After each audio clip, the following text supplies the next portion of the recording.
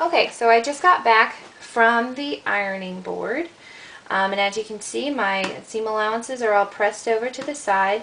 And what we're going to do is we're going to flip this facing unit to the inside, or to the back side of the sleeve.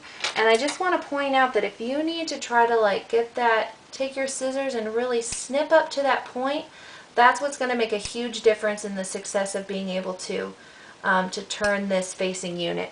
So, you know, what I would do is I would kind of hold your hand so that your fingers and your thumb are kind of opening that up, and then just gently snip your fabric. Just slash that a little bit more up to that point. Try to get as close as you can without cutting any of your actual threads apart. And then what you're going to want to do is you just want to gently fold this facing unit to the underside. And if you want to, you could probably do a row of understitching, but because we have such a small seam allowance at the top, that might get a little bit bulky. I think that if we just press this really well, let me try to get this all folded so you guys can see what's going on here. And really that extra snip made a huge difference.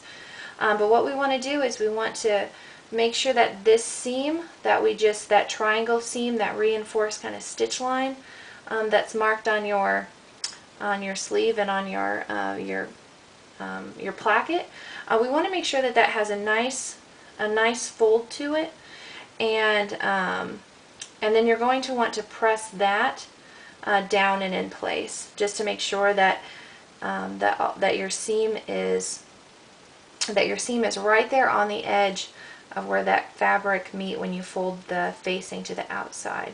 So your facing should gently roll to the underside, but we want to make sure that that seam is fairly consistent right on the edge the whole way around this triangle placket facing opening.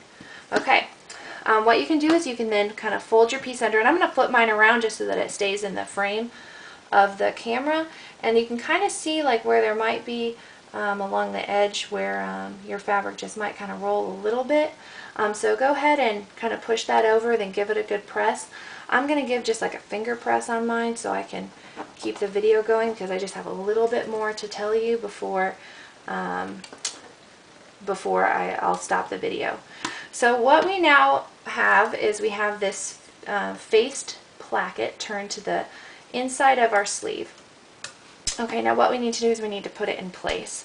And you're probably over doing some hand sewing, but you're going to hand sew so much when you get to that construction part, or you know, to the designing, and especially for the collection development, that you'll be a lot faster, I guess, with your hand sewing. But what we need to do is you're just going to want to put some pins down all the way around and hold this facing back in the position that it should. And then what you're going to do is we're going to slip stitch all the way around the edge here to hold our facing to the back side of the sleeve. So what I'm going to do is I'm just going to go ahead and start you guys off again with some slip stitching, and then I'll stop the video, and we can when we come back, we'll actually close the seam of the sleeve, and then we'll attach our cuff. All right, so just make sure that you are using like one thread. If you want to use two, it's just gonna be a little bit more bulkier. Hope I can get my thread knotted here. Sometimes it's easier to knot double layer threads, so that's your prerogative. And since we folded this back, what we have is an area where we can slide this needle through for the slip stitch. So what I'm going to do is this 5/8 inch from the bottom of this raw edge of the sleeve, that's going to be in a seam, so I'm not really too worried about you know, if there's a knot showing on the back side. But I will have the stitching that shows on the front. So as I start, I just want to grab a couple yarns, like 1 to 2.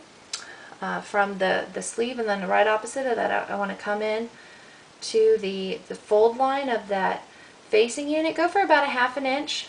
Pop your needle out,